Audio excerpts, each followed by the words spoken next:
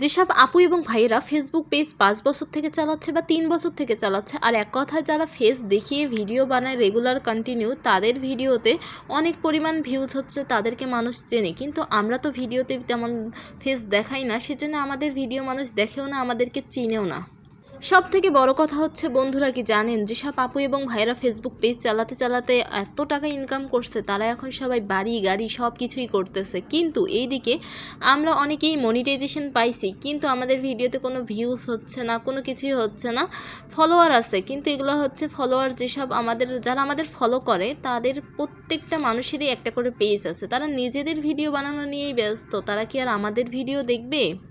সেই জন্যই আর কি করার, আমাদের তো ধৈর্য ধরে কাজ করতে হবে। ধৈর্য তো নিয়ে বসেই আছি, কবে যে সফলতা আসবে সেটাও জানি না। আপনাদের পেজের খবর কি জানাবেন? এই যে কিছুক্ষণ আগে মোবাইলে দেখতেছিলাম রিলস ভিডিও, ফারহানা বিথি আপু তো অনেক বাড়ি অনেকগুলো বাড়ি করছে, তার মধ্যে আরও বাড়ি করতেছে। এইরকম আপনারাও যদি বাড়ি গাড়ি সব কিছু করতে চান, তাহলে অবশ্যই ধৈর্য ধরে ফেসবুক পেজে কাজ করতে হবে। একদিন তো সফলতা আসবে।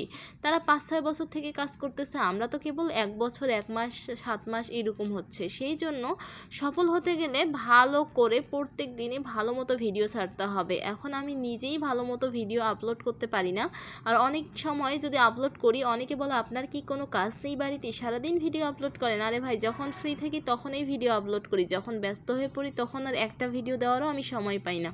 আপনারা কে কোথা থেকে ভিডিওটা দেখছেন অবশ্যই কমেন্টে জানাবেন। ও সব থেকে বড় কথা, আমি তো একটা চিড়িয়াখানায় গিয়েছিলাম, সেই চিড়িয়াখানাটা দেখাতে দেখাতেই গল্পটা করে নিলাম। ভালো থাকবেন।